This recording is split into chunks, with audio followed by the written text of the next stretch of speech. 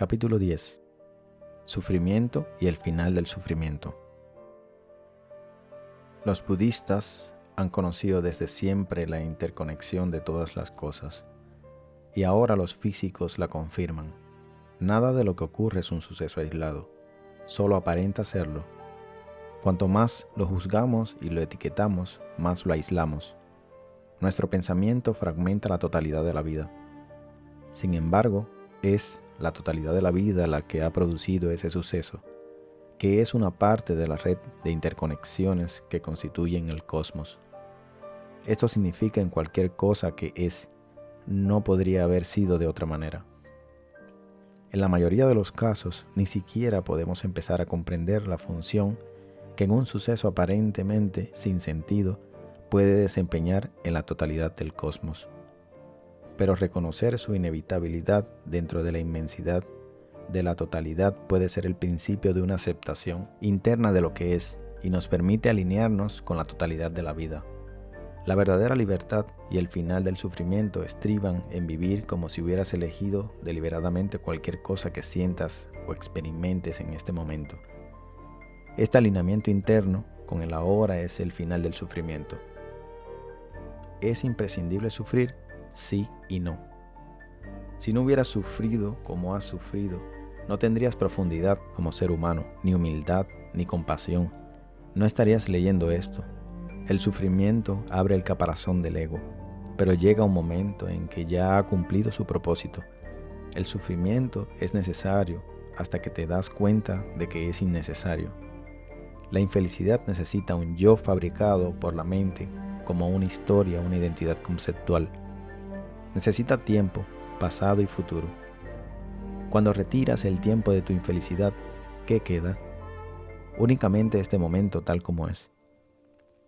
Puede ser una sensación de pesadez, agitación, tirantez, enfado e incluso náuseas. Eso no es infelicidad y no es un problema personal. No hay nada personal en el dolor físico humano. Simplemente es una intensa presión o una intensa energía que sientes en alguna parte del cuerpo. Al prestarle atención, la sensación no se convierte en pensamiento y de ese modo no reactiva el yo infeliz. Observa qué ocurre cuando dejas que la sensación sea. Surge mucho sufrimiento, mucha infelicidad cuando crees que es verdad cada pensamiento que se te pasa por la cabeza. Las situaciones no te hacen infeliz. Pueden causarte dolor físico, pero no te hacen infeliz. Tus pensamientos te hacen infeliz. Tus interpretaciones, las historias que te cuentas, te hacen infeliz. Los pensamientos que estoy pensando ahora mismo me hacen infeliz. Cuando te das cuenta de este hecho, rompes tu identificación inconsciente con dichos pensamientos. ¡Qué día más horrible! Él no ha tenido el detalle de devolverme la llamada. Ella me ha decepcionado. Pequeñas historias que nos contamos y contamos a otros, a menudo en forma de quejas, están diseñadas inconscientemente para ensalzar nuestro siempre deficiente sentido de identidad, haciendo que nosotros tengamos la razón y la otra persona esté equivocada. Tener razón nos sitúa en una posición de superioridad imaginaria, fortaleciendo nuestro falso sentido del yo, el ego. Este mecanismo también nos crea algún tipo de enemigo. Sí, el ego necesita enemigos para definir sus límites, y hasta el tiempo meteorológico puede cumplir esa función. Los juicios mentales habituales y la contracción emocional hacen que mantengas una relación personalizada y reactiva con las personas y sucesos de tu vida. Todo esto son formas de sufrimiento autocreado, pero no las reconoces como tales porque son satisfactorias para el ego. El ego se crece en la reactividad y el conflicto. Qué simple sería la vida sin estas historias. Está lloviendo, él no ha llamado, yo estuve allí, ella no. Cuando estés sufriendo, cuando te sientas infeliz, quédate totalmente con lo que es ahora. La infelicidad y los problemas no pueden sobrevivir en el ahora. El sufrimiento comienza cuando nombras o etiquetas mentalmente una situación como mala o indeseable. Te sientes agraviado por una situación y ese resentimiento la personaliza, haciendo que surja el yo reactivo.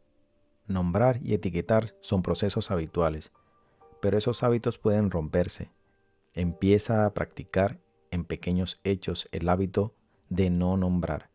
Si pierdes el avión, si dejas caer y rompes una taza, o si te resbalas y caes en un charco, puedes contenerte y no llamar mala o dolorosa a esa experiencia.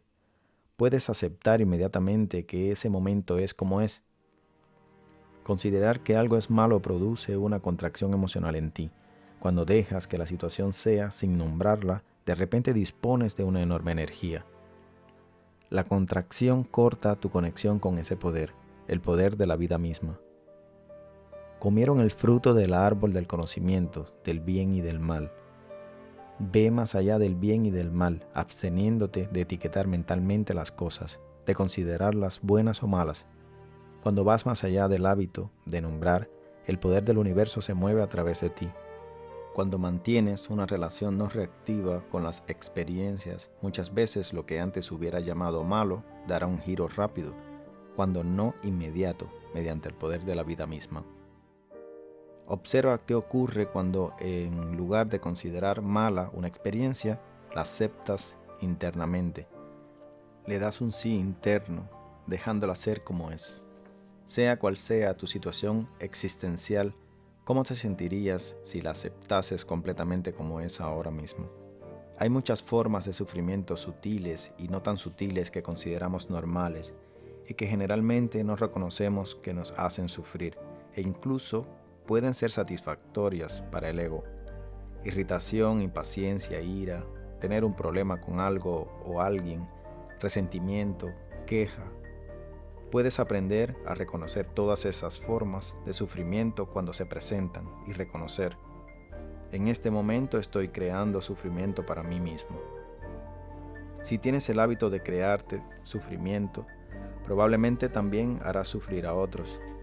Estos patrones mentales inconscientes tienden a llegar a su fin por el simple hecho de hacerlos conscientes, dándote cuenta de ellos a medida que ocurren. No puedes ser consciente y crearte sufrimiento a ti mismo. Este es el milagro. Detrás de cada estado, persona o situación que aparece, malo o malvado, se esconde un bien mayor. Ese bien mayor se te revela, tanto dentro como fuera, mediante la aceptación interna de lo que es. No te resistas al mal. Es una de las más altas verdades de la humanidad. Un diálogo. Acepta lo que es. Realmente no puedo aceptarlo. Hace que me sienta molesto y enfadado. Entonces acepta lo que es. Aceptar que estoy molesto y enfadado. Aceptar que no puedo aceptarlo. Sí. Lleva aceptación a tu no aceptación. Lleva rendición a tu no rendición. A continuación, observa qué ocurre. El dolor físico es uno de los profesores más severos que podemos tener. Su enseñanza es: la resistencia es inútil. Nada podría ser más normal que el deseo de no sufrir. Sin embargo, si puedes abandonar esa actitud y permitir que el dolor esté presente, tal vez sientas una sutil separación interna del dolor, como un espacio entre el dolor y tú, por así decirlo. Esto implica sufrir conscientemente, voluntariamente. Cuando sufres conscientemente, el dolor físico puede quemar rápidamente el ego en ti, ya que el ego está compuesto en gran medida de resistencia. Lo mismo es válido para la incapacidad física externa. Ofrecer tu sufrimiento a Dios es otro modo de decir lo mismo. No hace falta ser cristiano para comprender la profunda verdad universal contenida simbólicamente en la imagen de la cruz. La cruz es un instrumento de tortura. Representa el sufrimiento más extremo, la mayor limitación, la mayor impotencia con la que un ser humano puede toparse. Entonces, de repente, ese ser humano se rinde, sufre voluntariamente, conscientemente, y eso queda expresado en las palabras: hágase tu voluntad y no la mía. En ese momento, la cruz, el instrumento de tortura, muestra su cara oculta. También es un símbolo sagrado, un símbolo de lo divino. Lo que parecía negar la existencia de cualquier dimensión trascendental en la vida, se convierte mediante la rendición en una abertura a esa dimensión trascendental.